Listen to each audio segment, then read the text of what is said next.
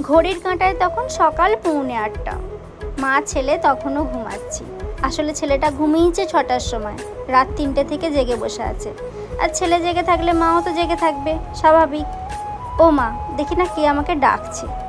চোখ খুলে দেখি আমার বর। কি কাণ্ড করেছে জানো? সকালবেলায় আমাকে এক টিফিন মোমো পাঠিয়েছে।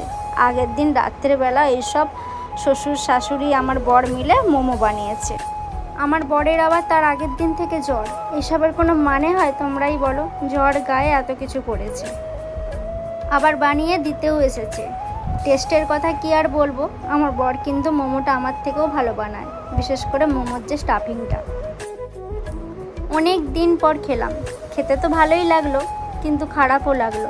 এত কিছু করার কোনো মানে ছিল? মোমোগুলো আমি একটু গরম করে নিচ্ছি। গরম করতে করতে আমি কয়েকটা আমন্ড খেয়ে নিচ্ছি।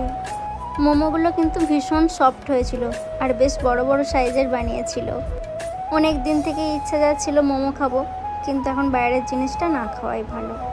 আর বাড়িতে যে বানিয়ে খাবো সেই সময় বা সাধ্যি কোনোটাই আমার নেই। আমার ছেলে আমাকে একটুও কাজ ছাড়া করে না। এটা আর নতুন করে কি বলি, ঘর ঘর কি কাহানি। বাচ্চা ছেলে হলে সেই ঘরে যে কি জ্বালা, সেটা তো তোমরা সবাই জানো।